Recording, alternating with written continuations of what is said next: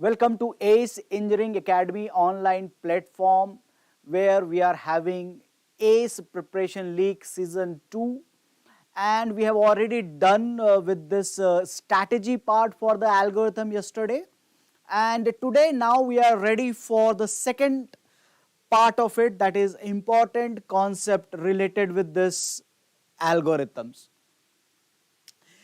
My name is Abhishek Sharma and I am going to take you through this session where we discuss some important concept related with this algorithm. Now, we have 1 hour of the session and I am focusing on the part which I believe that is important and can be asked in the next 2023 paper. So here the first topic here is that I have picked here in this case is from the asymptotic notation. So my first topic that I am going to explain as an important concept is relationship among asymptotic notation. What I find over the year in this teaching that students could not establish a relationship between this different notation, the O notation, omega notation and the theta notation. No, I am not going to talk about in this about this how the function is how the two functions are related with this O notation, asymptotic notation. I will not talk about it.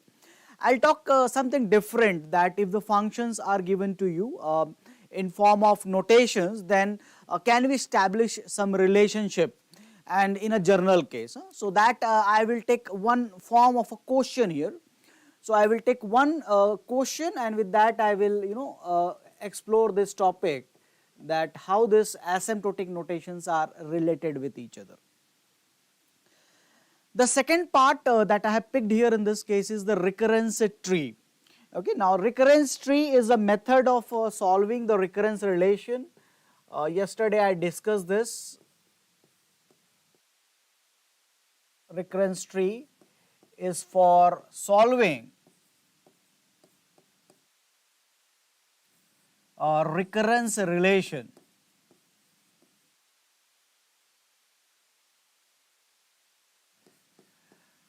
Now generally we solve asymmetric recurrence relation where symmetric is something that equal part divided. Let's have 2t n by 2 that can be solved by using substitution or master method. But here I'll just I'll say something that has been never said about this recurrence relation, that here in the recurrence tree I will try to merge the relationship between the substitution method and the recurrence tree that we draw for a symmetric. My example is symmetric one, but though I try to solve by using this recurrence tree method, and I'll try to establish some relationship that it has with the substitution method. So that is my second concept, and that will be let's say a big, it will consume much more time here in this cases. So this is one topic I have picked here because in 2021 there was one question related with recurrence tree, and it was a different question what they generally ask in from this topic, which is your recurrence relation. The next topic that I picked here in this case is one of the application of your quick short partition. Okay, so this is one application of quick short partition. So this is one application for this quick short. So this is finding the kth smallest element. What is the meaning of it? That see, if the array is ordered, okay, and I say that find the first smallest element and it is ordered, and suppose it is increasing order, then definitely you can go to the first position and return the value of the first smallest element. Second position will be second smallest element and so on. But now what about the unordered array? How in unordered array we are going to find the element of the kth smallest element? So this is one application of your quick short partition, and that I have picked here, that further extended into calculation of a median. Okay, this is one of the interesting problem, median calculation. Okay, so this is one algorithmic new thing that I have picked here in this cases, because nowadays they are looking for some new concept to ask question from actually. So I thought that this is one of the topic that is a good, and that is one application related with your quick shot. Okay, so that three important concept, and I believe that we'll spend most of the time in recurrence tree because that takes time drawing the recurrence tree and then relating with the substitution method. Okay, so let us begin today's session here. Now, so as I said, the first concept that I am taking is asymptotic notation concept, and as I said that I will take a form of quotient, and you can get the bound. You can say that f of n is n, g of n is n square, then what is the relationship between fn and gn? That is a usual question. I have taken a different category where functions are not given to you, but their relationships are given to you here in this cases. Like here fn, gn and hn, fn, gn and hn, this is fn, gn and hn, be a function defined for positive integers, okay, positive integers such that fn is order of g of n. Okay, now this is the first relation, that f of n is O of, or is it is written equal to, is order of g of n. Second relationship is g of n is not order of f of n. Okay, g of n is not order of f of n, and then it says that g of n is order of h of n and h of n is order of g of n. Then which of the following is false? Okay, not a true. Which of the following is here in this case is false. So this is my first question or first concept related with this. Deliberately not picked the function because that is a usual question, but this is also one of the, I believe that this sort of question and this sort of question leads to some conclusion that we need to define. Now here if you look at the first statement, f of n is order of g of n, then please understand that your O notation,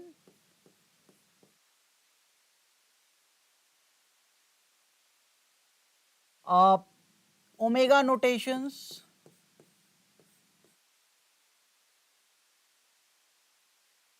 theta notation,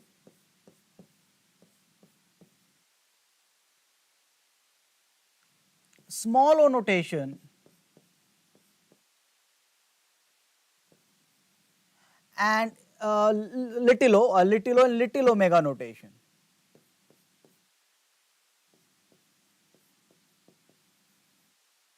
Now what they are, basically they are relationship among functions, okay, relationship among function.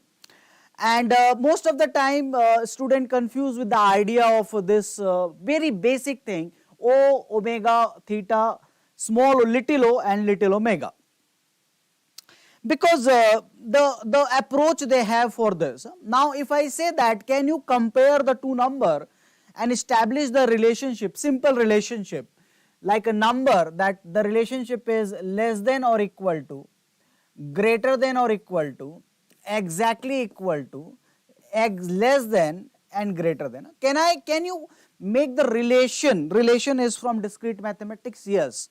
Can you relate the two quantity A or B with the relationship here in this case is less than equal to, greater than equal to, exactly equal to, less than and greater than? Answer is yes. This is the trichotomy property or ordering property among the natural number, distinct numbers, or maybe not distinct also, that is also okay. So I can relate two number, like I say 3 and 4, what is the relationship? So you can say that okay, 3 and 4 will satisfy that 3 is less than equal to 4, that is true, and 3 is this 3 is less than 4, that is also true. So if I give you two numbers, then definitely you are going to say that the two numbers I can relate with this quantity, which is relationship, two quantity 3 and 4, less than, greater than, exactly equal to, less than and greater than. I can relate this thing. You can make relationship among numbers, ordering property, the trichotomy property for natural number. Now think of this situation that the similar thing you have to do for the functions. Similar thing we are doing for the function in this case. But in this case, you must have a very good understanding of the function. Constant function, linear function, you guys should be able to visualize them. Quadratic function, cubic function, logarithmic function, exponential function, factorial function. All this function you may be able to visualize. So like the numbers that we are making the relationship, the same thing that we are going to with the function, literally the same thing. So now when I say O notation, students get confused, but if I say that the two function f of n, this O notation is nothing but is equal to your less than or equal to. So you write two function, one function you write here lesser and this side you write equal or greater, the relation O will be true. Similarly, greater than or equal to, in this case, one function you write such that it is equal function and this side equal function, it is true. This side you write something greater function. Greater function means like n square, if I put the value 3, answer is 8. Or n cube, if I put the value 3, answer is 27. So that means 27 is a bigger number. So rather than comparing the numbers like 3 and 4, I am comparing the function, and the best thing is that I don't need to go into the complex functions. Monotonically increasing functions I need to compare in this case. This basic understanding, I don't know why students face such a difficulty to understand that comparison of number is also with this symbols. Okay, I believe that they confuse with the symbols, that O, sigma, theta and small o and little o and then little omega. These are nothing but representation of this symbol, less than equal to, greater than equal to, exactly equal to. Both sides write the same function, n square, this side also n square. N cube, this side also n cube. Is strictly lesser function, small o. Strictly lesser, they cannot be equal. Equal function, you cannot use the small o notation. And greater, that is your notation is all about. Rather than comparing the numbers, just compare the functions. Yes, you need an insight about the function, that how function is behaving, but that is exactly it is. So from now onwards, remember one small thing, that O is for this symbol less than or equal to. The moment you will see O, forget this, write down less than equal to. The moment you see omega, write down greater than equal to. The moment you see theta, write down exactly equal to. Small o, less than, and omega, greater than. If this small understanding that you develop, and if you comfortable with the function thing, okay, the different type of functions, then you will not face any difficulty in solving any concept related with this. Yes, we have few tricks for solving where functions get complicated. Sometimes we take help from the logarithms also to solve that particular question, that is bounding, which one is a bigger function. So that is, sometimes things may get tricky, but generally every faculty, every teacher explain how different things can be done to get the answer. So that is the small thing that I believe the simplest thing, but I find personally, I find most of the students struggle with this very small thing.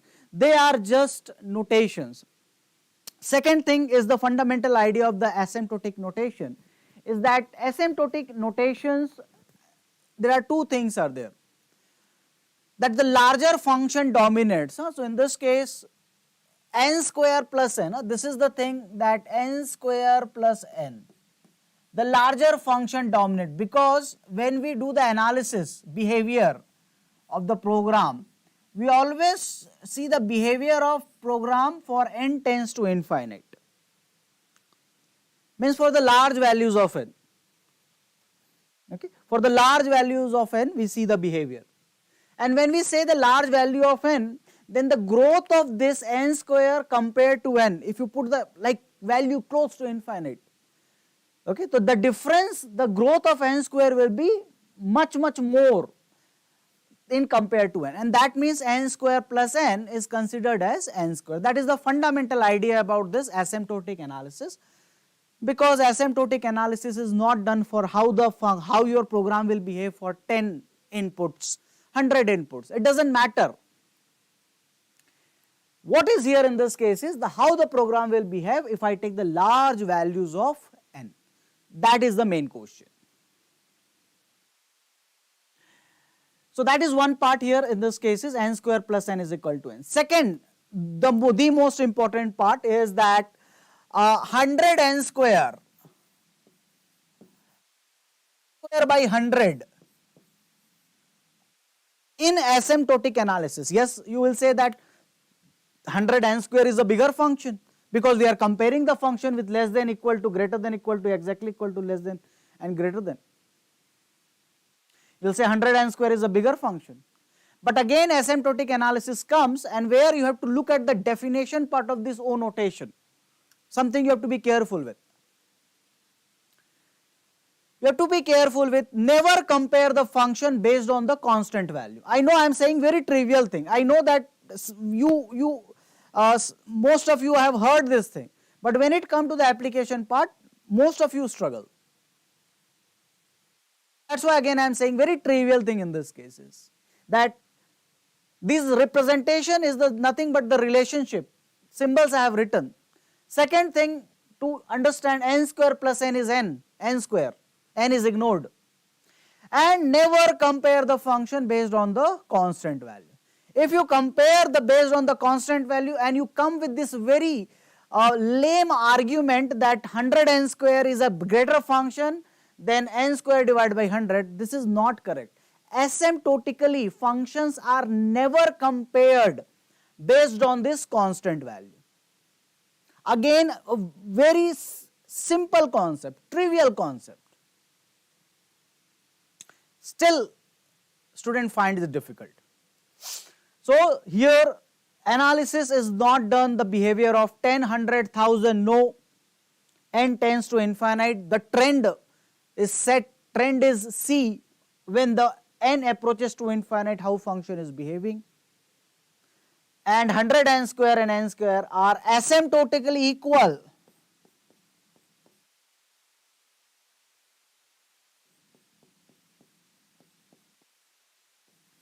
They are same function asymptotically. Mathematically, yes. Okay, mathematically, yes, they 100 n square will definitely have an advantage of 100, but not asymptotically. Okay, this point, point number 2, point number 3. These 3 points you want to remember, and then I believe with little bit of manipulations of series and logarithms, taking the log for complicated function, you can solve any question related with this, right. So that is my first fundamental concept for you in this cases, and let's go back to the question part, that Fn is order of g of n, Fn is order of g of n. That means now I'll just have this, erase this particular part, and I'll say the symbol I will write here, it is less than or equal to order of f of n. Gn is not, okay, Gn is not order of f of n. Now very two statements which are, one is related with O but another is not related with O. What we can conclude, what type of the function Fn and Gn are. Now can I say that they are equal function? So I can say, can I say that it is somehow it is n square and n square? Yes, for first one it is true. But if they are n square and n square, then in this case is n square is not order of, here in this case is n square, this becomes false. That means we can conclude we cannot take equal function, and that means I need to take some set of values which will satisfy is this, like this, n and n square. N is order of, n is a lesser function than n square, order, fine, but Gn is not a lesser function than, lesser or equal function than Nfn. If you combine these two functions, then you will find that here that this n square and n will work in this case. That means Fn is a strictly lesser function. Okay. Now can you conclude this thing? If you can conclude, you are okay with your logics. If you can conclude this situation that Fn is a strictly lesser function than Gn. They are not equal. If they are equal, that this relationship will not satisfy. So Fn is a strictly, Fn is what? Fn is a strictly lesser function, whatever value you can take, n square, Fn is n and Gn is n square, strictly lesser function. Or you can say, more conclusion, Fn is little o of G of n.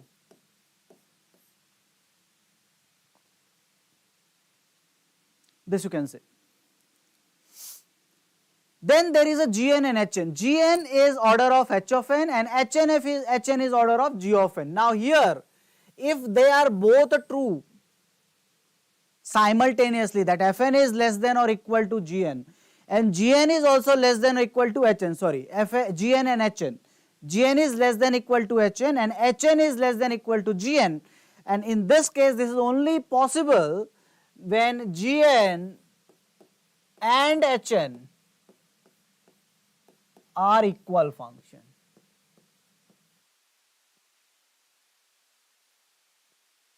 Understand the entire logic, the conclusion here in this case with this.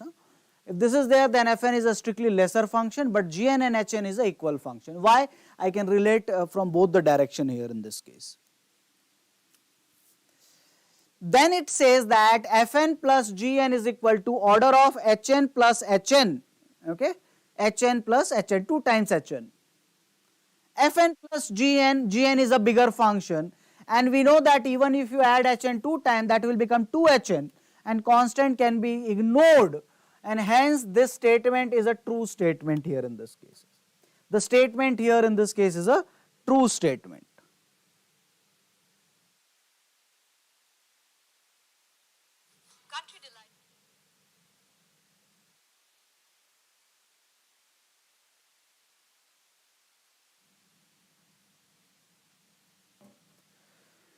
So here we have this Hn plus Hn, and here Fn is a lesser function and Gn is a bigger function. So Gn will dominate, and Hn plus Hn is 2Hn, and Gn is order of h of n. That is already given, that Gn is order of h. That's a true statement. Now it is say that Fn is also lesser function than h of n. That is what it is saying in this cases. So Fn is a lesser function than G of n, we know, strictly lesser, and Gn is equal to h of n. So definitely this is also a true statement because Gn and Hn is a equal function. So this statement again in this case is true.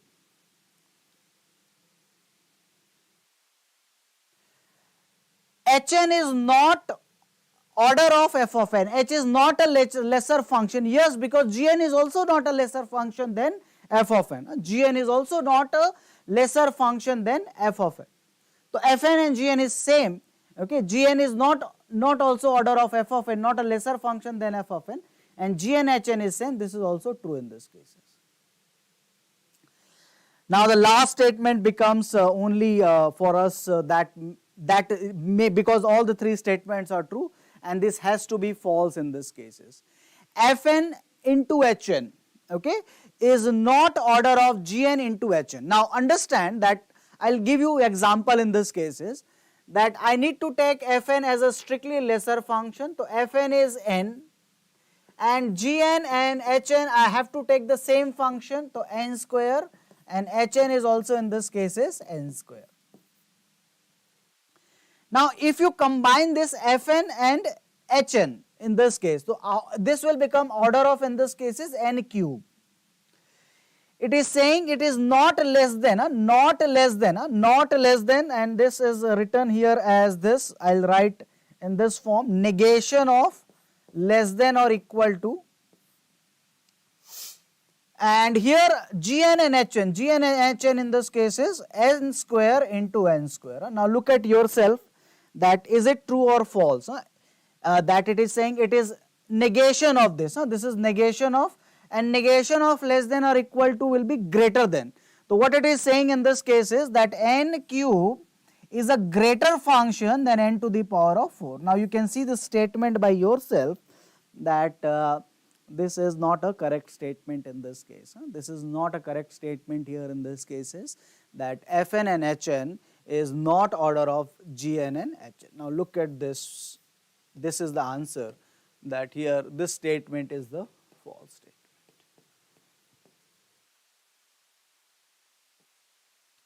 Now if you can develop this type of understanding where you can apply this, function is not given to you. Understand that we are not given functions here. We are given only the relationship among this function, that also in terms of asymptotic notations. And though if you can conclude at finally that this is the correct answer, this is false, rest of them are true, then I'll say that you are understanding, your concept is very much clear for this particular topic, which is your asymptotic notation. Generally, concluding this thing required a deep understanding among function and among relationships, and here I find difficulty among students to understand this notation. So the takeaway or the point you need to remember is the symbols, like we compare function, numbers, we are comparing functions, and then we have 5 different types of the relation: less than equal to O, greater than equal to omega, exactly equal to theta, strictly less than, little o, strictly greater than, little omega. That is the asymptotic notation is all about. Rest is your mathematical knowledge and understanding. That is my first concept from my end, and I hope that you are agreeing with this particular answer here. That answer for this question is D, and this is my first concept that I explained it to you. Now I am ready to go to the next part, which is the recurrence tree. Okay, the next part here in this case is a recurrence tree. So here is the question that we have a recurrence relation with us. Tn is equal to 3 times t n by 4, which is a floor function, and theta of n square. And to make it not very complicated, I'll just simplify and I write it in this way: t of n is equal to 3t n by 4 plus n square. Not to complicate the things, I'll just write in this way. And dropping of this symbols, the floor and ceiling, this is a common thing that we do in solving recurrence relation. So there are 4 aspects that I am going to cover in this cases. I'll draw the recurrence tree, cost at each level, height of the recurrence tree, and number of leaves. And with that, I'll give you the fundamental idea about how to solve the recurrence relation of any category. But before that, I'll just say that this question can be solved in many ways, and if you want a bound, then best way to solve this question is by using master method.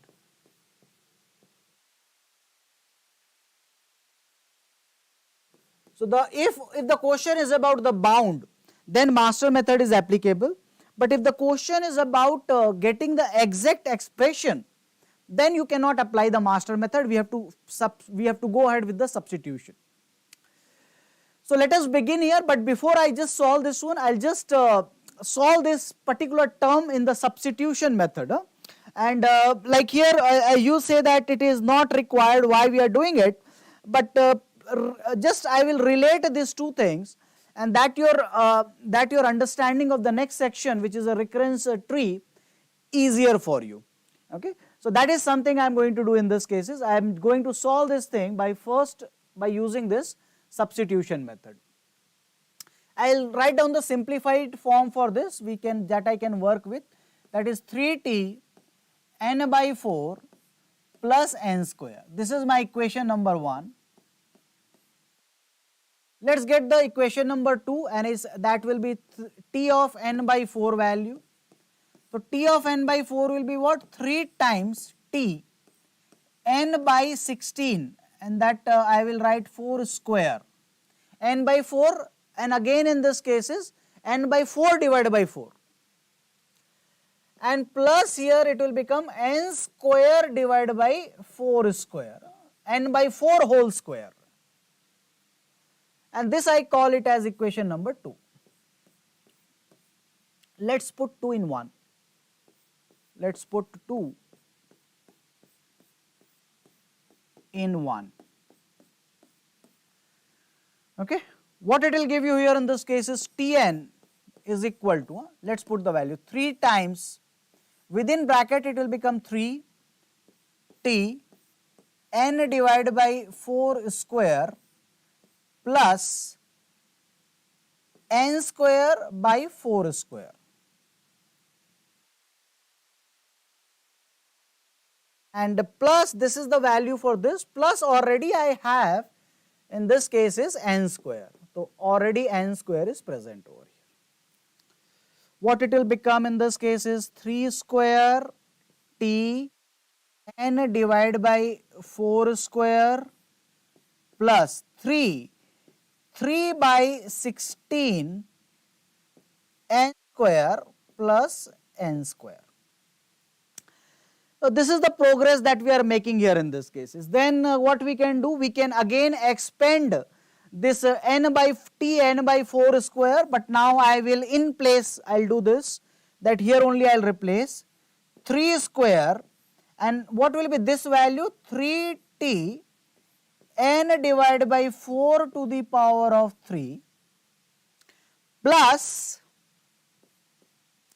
n by 16 whole square, okay, n by 4 square whole square, so that will become n square by 16, okay, n square by 16 square plus 3 by 16 n plus n square plus n square. So here the value of n is n by 16, so that will become n square by 16 square, 3 square is outside.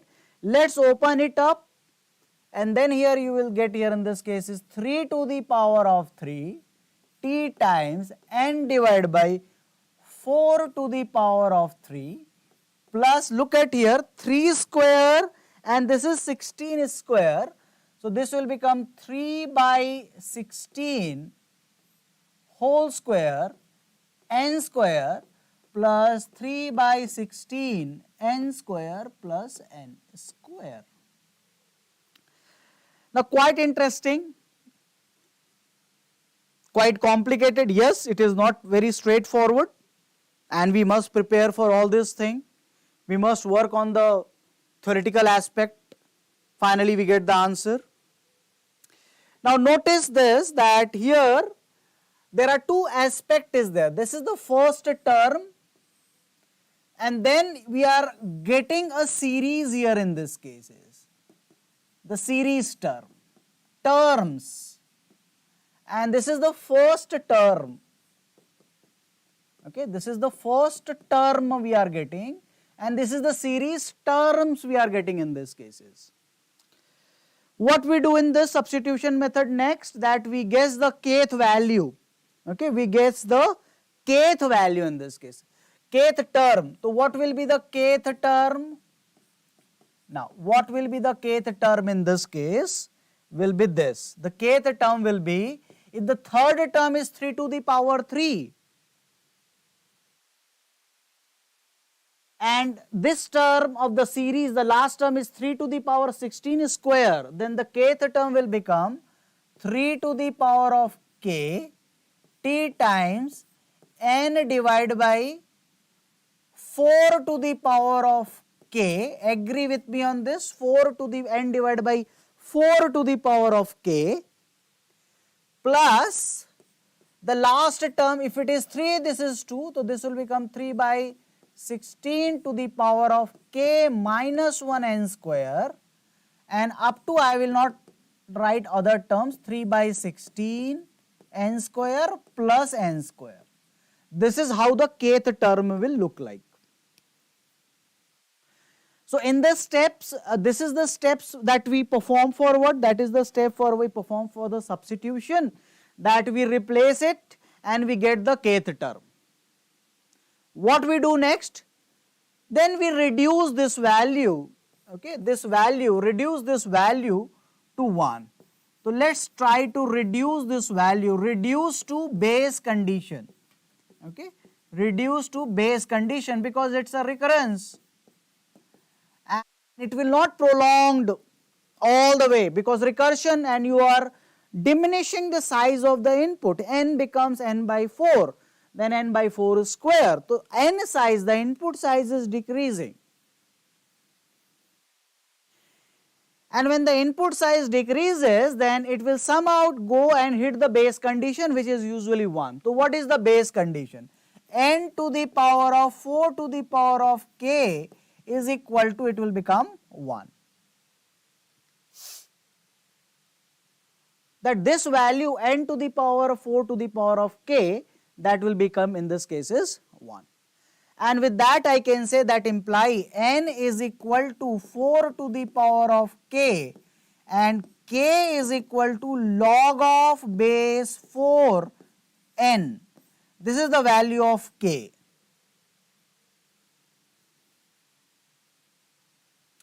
Do we need this thing? Yes, we required this thing. Sometime to understand, complete understanding of recurrence relation, this much mathematics is required. And prepare for it.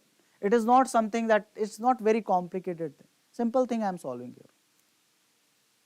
So k is equal to log of 4n. Prepare with this. Now with that what will happen, that this will become, the first term will become, okay, the first term and the series term. We'll come to series term later. Okay, we'll come to the series term later. So now here it will become 3 to the power of k, t of 1 plus n square you can take common, and this will become 1 plus 3 by 16 plus 3 by 16 whole square, and that will go up to here in this case is 3 by 16 to the power of k minus 1. I am going step by step here in this case. Now you pay your attention that k is equal to log of 4n and this is t of 3 to the power of k, the first term. So what is this? K is equal to log of base 4n and the first term, later term will come t1, 3 to the, t1 is 1, 3 to the power of k will become log of n4 plus the series term. Yes, I am interested in this, but later. Now here using logarithmic property, this n can be here and this 3 can be here, and that will become n to the power log 3 base 4. N to the power log 3 base 4. Yes, I am going deep into this. Needed. So here this term, the first term here in this case, it becomes here in this case is that 3 to the power of k becomes n to the power log 3 base 4 plus n square, and now you know that if it is a progression of this 1 plus 3 by 16 plus 3 by 16 whole square and up to here in this case is 3 by 16 to the power k minus 1. You can add up to k minus 1.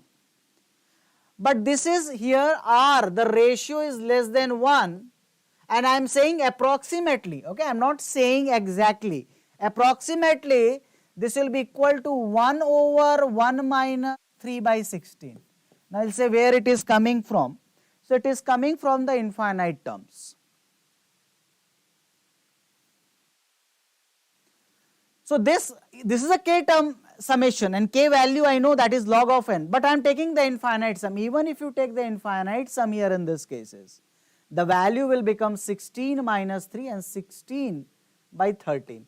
So this is what value it will approximate. Infinite value will approximate to constant. Infinite value approximate to constant. So the k terms are lesser than infinite. K terms are lesser than infinite, so they will also approximate what? They will also approximate to some constant value. that we will do here. So n square multiplied by, in this case, is some constant value, constant. Now you can see that what is bigger function, n to the power log 3 base 4 or n square multiplied by some constant. The bigger function is n square. I can get the exact answer, approximately 16 by 13 that I am getting in that case, right. So this is a bigger function. Answer in this case is n square. Now, so now there are two aspects. Okay, let's go back to the original question, that what is the height, what is the number of leaves, and then come back here in this case. Now, to understand this, we will draw the recurrence tree in this cases, and that recurrence tree will have this cost as n square, because in recurrence tree we write down the cost. So this cost here in this case is n square. Where this n square is coming from? This is the n square that coming from. Then we have a 3 sub problem, n by 4, n by 4 and n by 4. And each will contribute to the cost what? N square by 16. Here also n square by 16, and here also there will be n square by 16, making up the cost 3 by 16 n square. Now this will continue.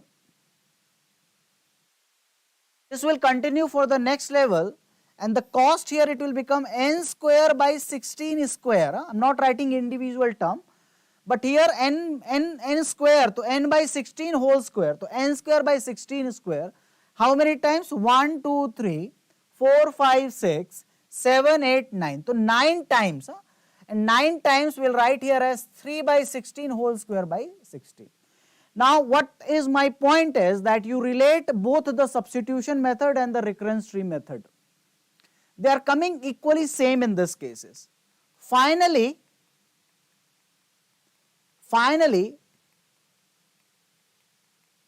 you will come to T1. Okay, finally you will achieve the T1, because you are reducing the value. You started with n by 4, then the value become, in this case, you started with n, then it becomes n by 4 at height 1, at height 2 it becomes n by 16 square, and finally at largest height h, I don't know what is h, but that is the height of the recurrence tree. At height h it will become t of 1. So now what is happening in this case is this, that height of the recurrence tree, the original problem started with Tn, then at height 1, h equal to 1, the problem size become n by 4. At height equal to 2, the problem size become n by 16.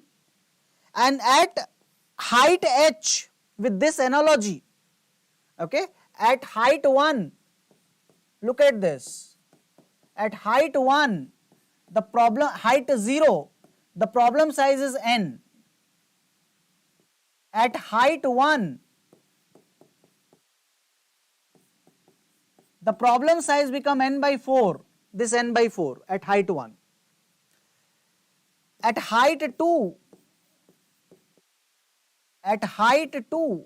the problem size become n divided by 4 square. Now the generalization at height h, what it will become? N divided by height 1 4 to the power of 1, height 0 4 to the power of 0, height h 4 to the power of h, n divided by 4 to the power of h.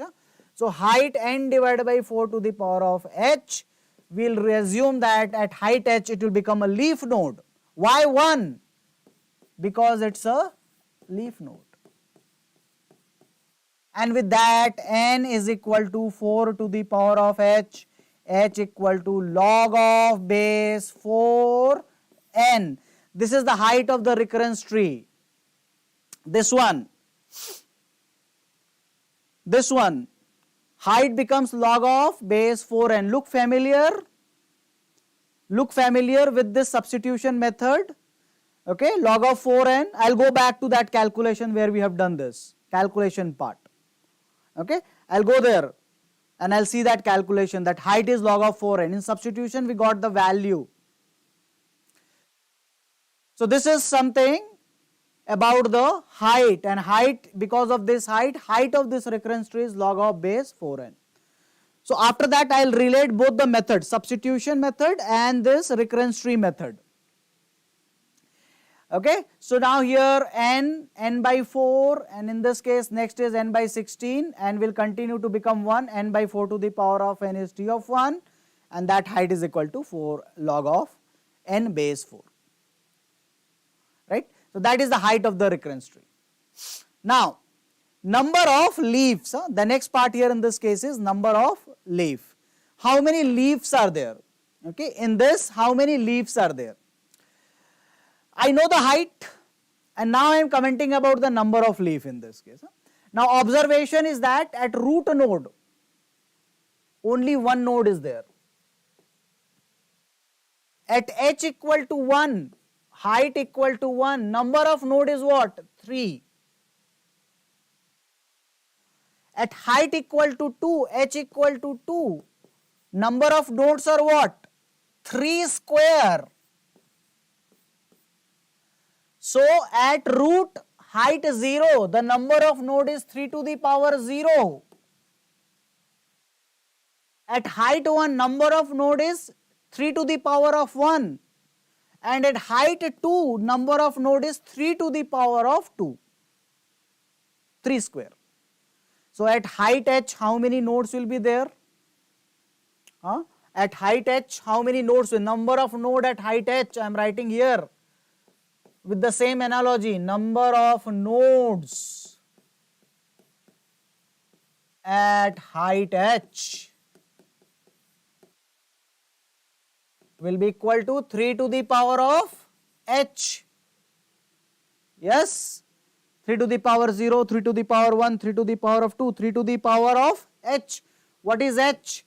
3 to the power log of base 4n, and I can take here n to the power 3 here and n here, n to the power, what I can take? N to the power log 3 base 4. Looks familiar in substitution method? Does it look familiar? Now time to go back and see that this number of leaves, this all T111 you can see here, the total number of leaves will be n to the power log 3 base 4. Okay, n to the power log 3 base 4. Okay, so now go back here and see that we got the same terms here in this substitution, that here when you try to reduce the value to base condition and you find the value of k, what is this k? This k is nothing but the height. Okay, this k is nothing but the height of the recurrence tree, log of n base 4.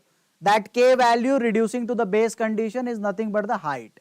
What is this 3 to the power of k? Okay, the first term 3 to the power of 3, 3 to the power of k, and that eventually become n to the power log 3 base 4. What is this?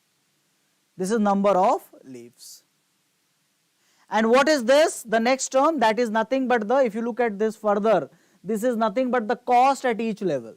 So here there are, in this, all the things are present. Height is present, number of leaf is present, and this is the summation of the cost. Master method is nothing but this proof that whether number of leaf is having greater cost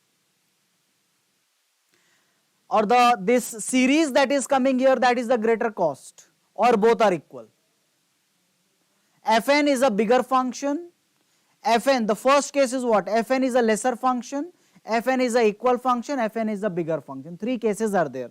It compare the number of leaves and this series. Fn, this n square, the series is a lesser function, cost is the number of leaf. Both are equal function, this term will be added, it will become k terms, summation. K is log n, so log n will be attached into this. And last one is that this Fn is a bigger function, n square, like in this case, n square is the answer. So that is something about your recurrence tree, that here we have three parts of the recurrence tree. The first part here in this case is height.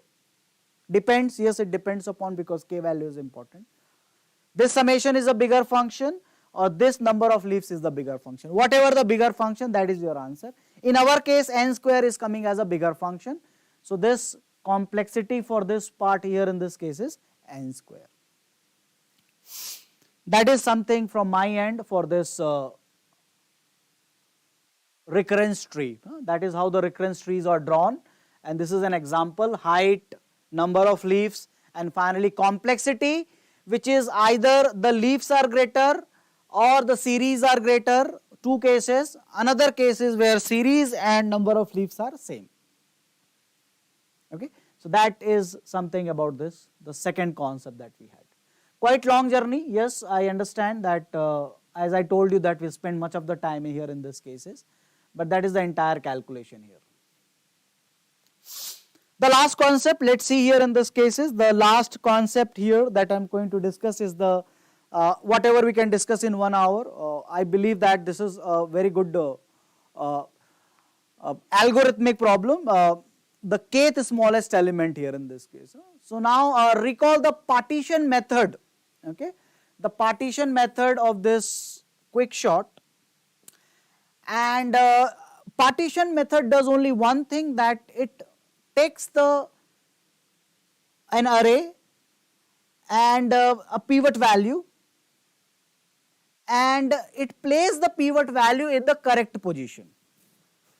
Okay, it places the pivot value in the correct position.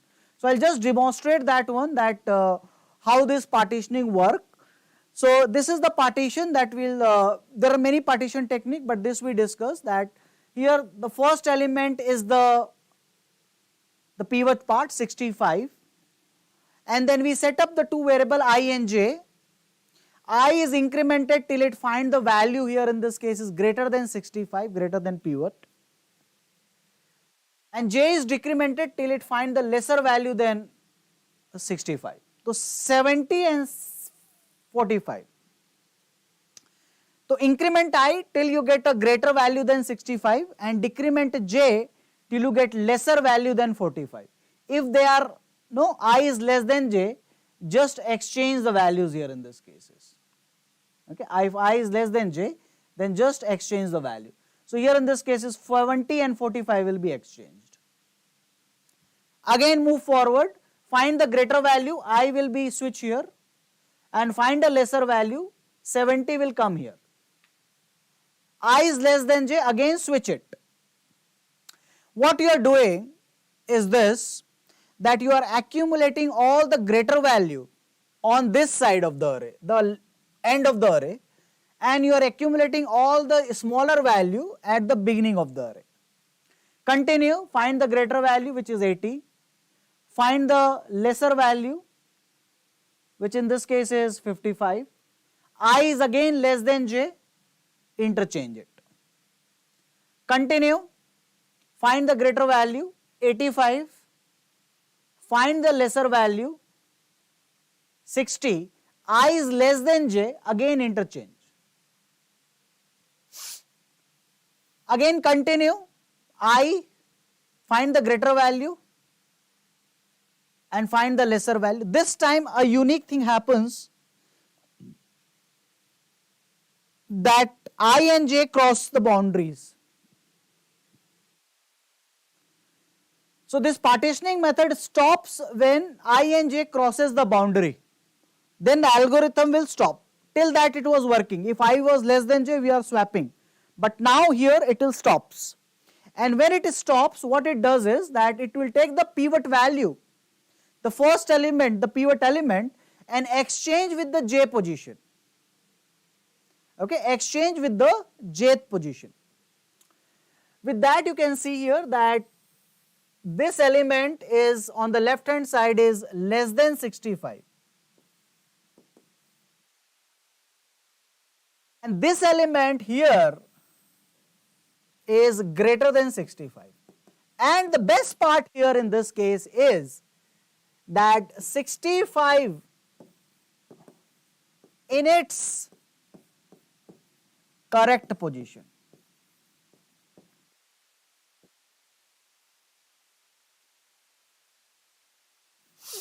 So this is the advantage it takes, that 65 is in its correct position. Means even if the array is sorted, then you will find that 65 is in correct position. And we return the index j. The index j is returned as the index from where the next partitioning will be done. So that is the idea of your partitioning.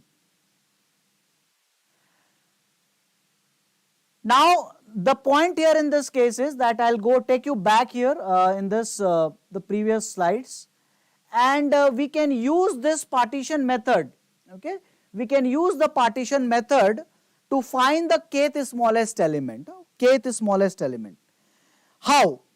So now here what we do here in this case is, we know that this partition, how this partition works. So now here suppose P and R I can take the value, suppose this is an array.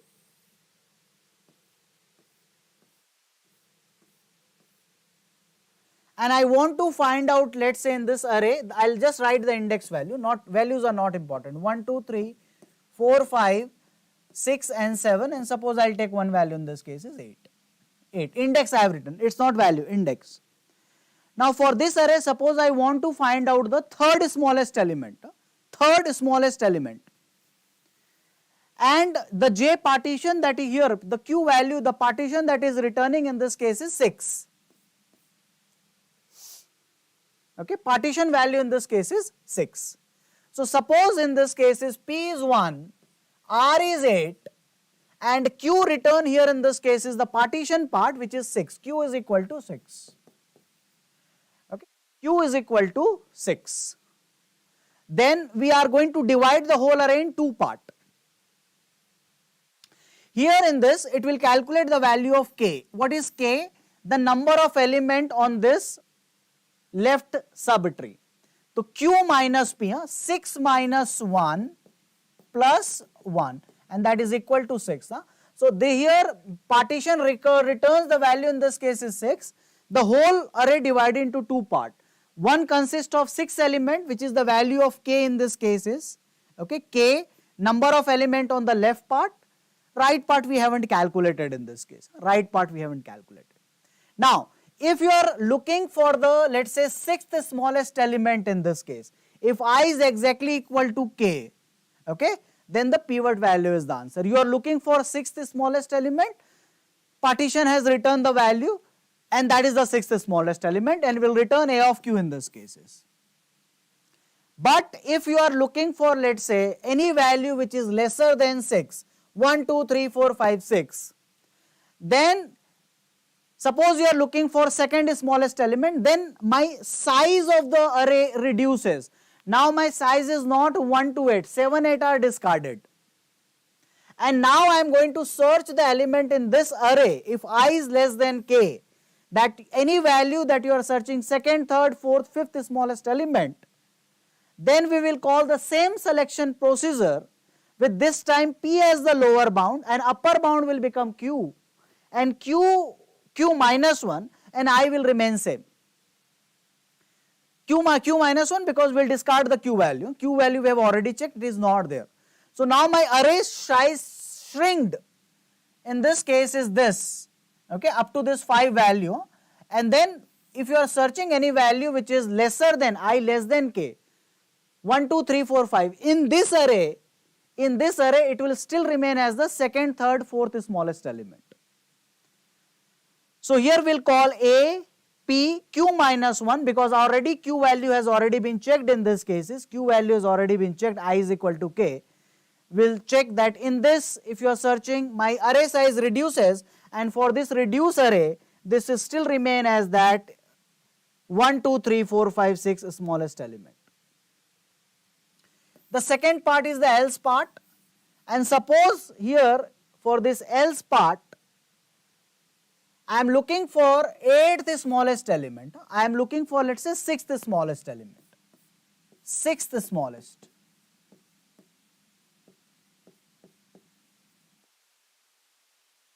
Now, if I is not less than equal to K, and my partition suppose return the value here in this case is, suppose it returns 3 in this cases.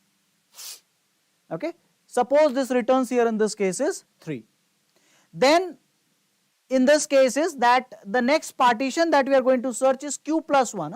So because already k position has already been checked, so now in this case I will search the value q plus 1. Here in this shaded part I am going to search the sixth smallest element. Okay, sixth one. Why? Because again look at the condition, I less than k then first half, I greater than k then the second half, like binary search. But the problem is that the sixth element that you are searching is 6 for the 1 to 8, the sixth smallest element. But if your array size reduces, this will be no longer your sixth smallest element on if you take q plus 1 to r when you go to the second half. Meaning is that in overall array, if it is the sixth smallest element, in the shaded part this will become 1, 2 and the third smallest element. So we need to adjust the index here in this case is accordingly. So this is the first half, 1, 2, 3, if I less than k, then index value does not require any change in this cases. But if I am going into this half of the array, then in this case is, suppose it is the third smallest element, and in this case is q and p, q value is 3, okay, so this will become 3, like here for this 6 calculation that I have done. Similar calculation I will do for if q is equal to here in this case is 3, suppose q value here in this case is 3, if q return the value 3, then how many part I have discarded? The size is 3 minus 1 plus 1. So this k value I have already, 3 values I have already discarded. So in overall if I am looking for sixth smallest element, so I minus k, 3 value I will lesser. So in this array 4, 5, 6, 7, 8 which is size of 5, this sixth smallest element will become the third smallest element. Third smallest element, and that is the idea of this selection procedure, that I will reduce the size of the array p and then q minus 1, and I will not change if I am searching for any value I less than equal to q, I less than equal to k, k is the number of element. But if I go to that half, the overall if it is 6, now what it will become, because of these 3 elements are gone, which is the value of k, it becomes I minus k, overall sixth smallest element, but for this array it will become the third smallest element. Okay, that is the how we use the partition method for finding the kth smallest element. Here you can have this partition which is order of n time, and rest of the time you can have best or worst case like quick short. So here in this case is Tn, you can find the complexity, partition is n, and this part will be, best case will become n by 2. This is the best case for this. Okay, so that is one last concept, and you can see that things are not pretty easy or smooth in case of algorithms. You need to go deep into this to understand it very clearly, and required lot of logical reasoning and explanation for this. So I hope that this 3 concept I am able to cover, and that was my target actually, that to cover only 3 concepts within 1 hour, and within that asymptotic notation I told you, then I told you the method of recurrence, and this is the last method, selection procedure. This I picked personally, that is and can be extended in calculation of your median later. Okay. So that's it here. I hope you enjoyed the session, and you find this helpful, these concepts. More to come later in this ACE Preparation League Season 2, and we'll see you next time. That's all for today. Good night.